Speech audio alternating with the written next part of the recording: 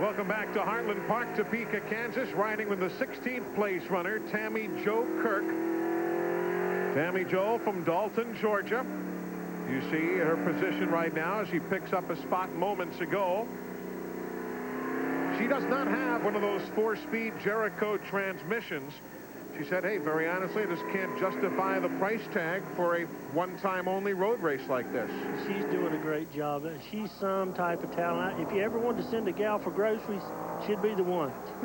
Now, as the caution flag flies here at Heartland Park in Topeka, there is a look at the running order for you. Those 5 teams have been tied together tightly all afternoon long. And now on down the list, Bob Lyon, number 64 right there. He has got a great story. We'll talk more about him as we continue. And there you see is the caution flying here. When you get off the course, as we saw, and that's one of the reasons we're having the caution too, is that you've got so many teams going off the course. You've got a lot of rain here, a lot of dirt and debris coming up, and that can help the problem that we saw a short while ago, Glenn, when you talk about the broken axle. Roger Mears had gone off course in turn 9 and 10, and that might have contributed to his problem. Oh, absolutely, Eli. I don't think there's any doubt about it. You can see the black strip of rubber that Roger left when he tried to leave his pits. The right rear tire was spinning profusely. Left rear tire wasn't even turning at all. And that's what happened when the axle broke. They have the car jacked up now, working on it. Let's get a word with Roger here. And Roger, we're speculating that when you got off the track over there, it probably caused the problems that you have now. I'm sorry, say that again? I say we're speculating that when you got off track over there, it probably caused the problems that you're experiencing now. Actually, the car's running great. Went over there and broke a drive plate, made the car go out of control, and I went off the track. And she was the box of neutrals. We're only having one-wheel driving, and we're out there trying to find one right now. We don't have a spare, and hopefully they can get it back and we get out there and run and play around a little bit. Well, I hope so. Best of luck to you. Roger Mears, another one of those famous racing families. We have 20 laps complete here at Heartland Park in Topeka, Kansas. 20 of 60 in the books as Ken Schrader continues to show the way.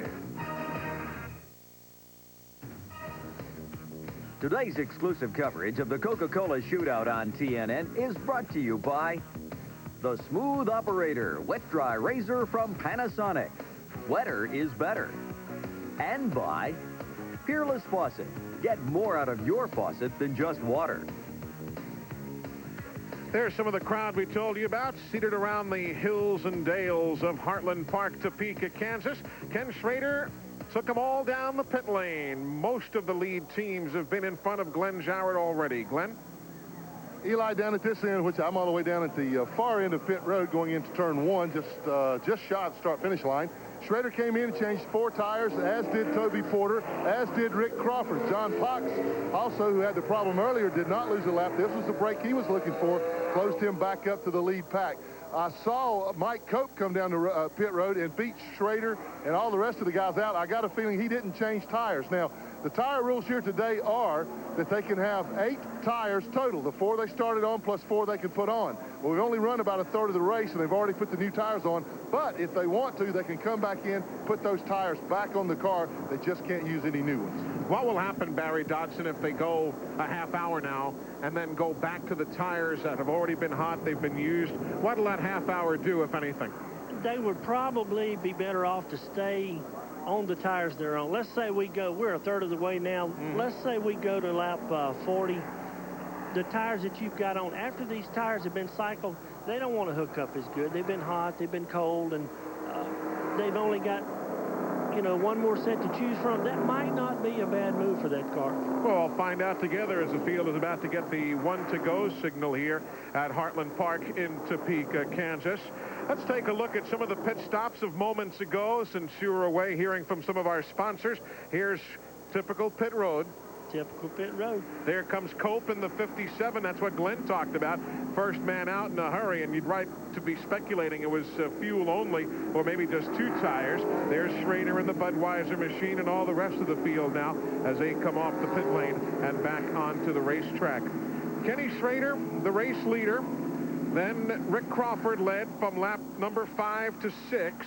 Schrader took the lead again and then has led since. We're now at lap number 22.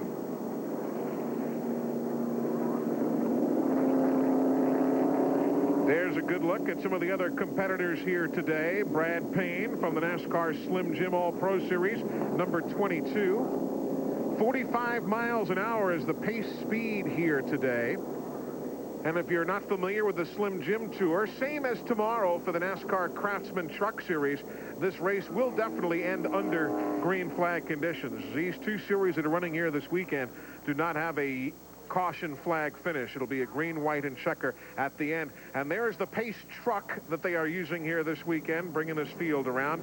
Mike Simons, who is the pace truck driver for the Truck Series, NASCAR Craftsman Truck, is handling it as well here today. Hey, coming up, as soon as we move aside, you'll be seeing Inside NASCAR, and then at 5 o'clock Eastern Time, Mike Joy and Buddy Baker, Randy Pemberton will be at South Boston Speedway in Virginia for the Winston Motorsports 300, the NASCAR Busch Series going racing. Then we'll be back here live tonight at 7 o'clock Eastern. Race Talk, we've got Rich Bickle and Brian Reffner joining us. And then tomorrow, Larry McReynolds joins our family for the Lund Look 225, the NASCAR Craftsman Truck Series. It's all coming up. A busy live motorsports weekend here on TNN Motorsports. Green flag is in the air, going back to work. It'll be lap 23 as they get the restart. Yeah, Larry's coming in, and I'm going back to work. That's right. Larry will be crew chiefing for Mike Bliss. Larry McReynolds today is at Michigan International Speedway, where he and Ernie Irvin are testing. There's Tammy Jo Kirk carrying our onboard cameras, and there's Schrader going inside, outside, all around the town to get free of some of the race traffic. Single file restart, as you saw. That'll be the case all day long today as we go back to pit road. Glenn Jarrett. Well, we're down in Mike Cope's pits, and this is his crew chief, David Moyer. First of all, David, I got to apologize to you. I speculated you guys only put in fuel, but you changed 4 tires. What a great stop. Appreciate that. Everybody here on the Penrose crew has been working hard. Had a long year, and the pit stops have been the only thing that's been real consistent for us, so we're real happy with how things went. How does Mike like the car so far? How does it feel? So far, it's doing real good. We missed almost all the practice yesterday because of a shifter problem, and he's just out there trying to get a feel for it, and things are going real well for us. I'll say they are. Congratulations again on a fine pit stop. And, guys, that's pretty good to beat Schrader's team, because that's the team that he uses on his ARCA car, his Busch car, just about every car except his Winston Cup car. Good pit stop. Right now, showing the way is that white machine. That is Nipper Alsop, a young man who has run well and tracks throughout the Northeast. Ron Young has just spun, coming out of turn number 10 here in front of the main drag strip tower, running in 16th, and he'll bottle up a host of folks behind him, but everybody gets on the binders in a hurry. Ron Peterson right there coming through our picture right now. He really got on those brakes in a hurry, but Nipper Alsop Jr. showing the way upon this restart. Now spinning off the course, that is John Pox, who has himself some problems. The veteran from Albuquerque, New Mexico, running in 7th spot, and he has had himself a lengthy day after the transmission problems of earlier. There you see the battle for the lead now as Cope gets around Schrader, both of whom have gotten around Alsop. So it is Cope, Schrader, and Alsop first, second, and third now, working lap number 24 here at Heartland Park. And I'll tell you, this is my first time here. This is a darn competitive road course. It's a lot of fun. I was up here today. I race one time, and it's just, they're gone for a minute and they're back, and you don't know what to expect when they come back. But, where we're sitting, you hear a thundering herd, and here comes the field. Here comes a good scramble again for the lead. Schrader in the 56 goes inside of Cope. So Kenny Schrader back at the head of the field again. We got to watch these guys now. They got a long way to go on their last set of tires. You got to protect them and take care of them. There's the running order. The 83 I haven't talked much about, Derek Gilchrist, but he's right there in the mix right now upon the completion of the pit stops from moments ago. Here's what happened to John Pox. We told you he had a problem off track, and everybody going straight, and he'll make the right. And there's absolutely no traction on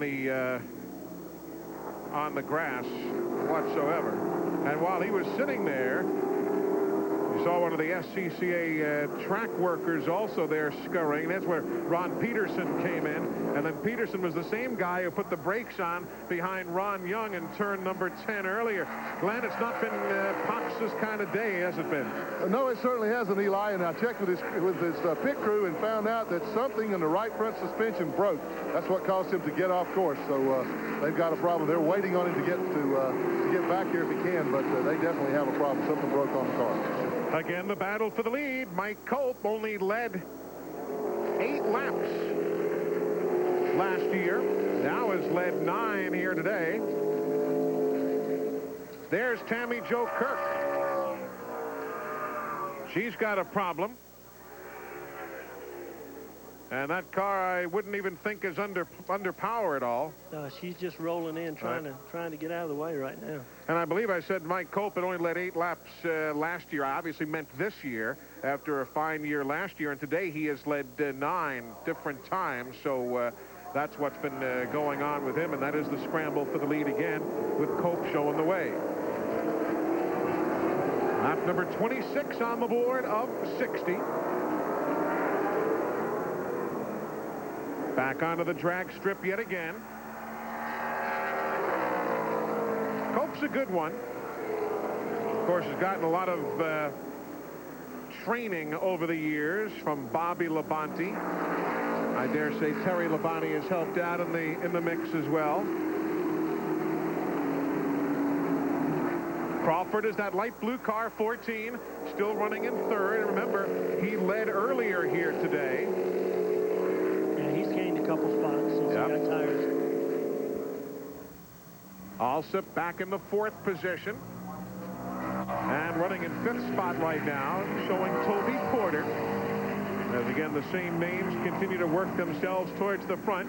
There is Nipper Alsop, Bill Alsop Jr. They call him Nipper, N-I-P-P-E-R. Oh, and one car with problems right now, Bobby Russ Wood. He spins, driver from the Slim Jim All-Pro Series, but he's from the Midwest. He's a Missouri native out of the Show Me State, the neighboring state to where we are here in Kansas. And we'll take a look at what happened to him. Okay, here he goes. Here's what happened with his problems. Oh, the rear kicks out on him. Wonder if he had some help. He got some help, yeah. Yeah, got a little help. But the guy was nice. He kept him on the pavement. Yeah, might as well. Again, there are a number of different outlet roads here, a number of different chicanes that are not being used by the NASCAR contingent here this weekend, but are when IMSA runs here and other types of road racers. So the lead is still in the hands of Mike Culp. Schrader is second, Rick Crawford third. We are working ourselves to the halfway point here at Heartland Park, Topeka, Kansas.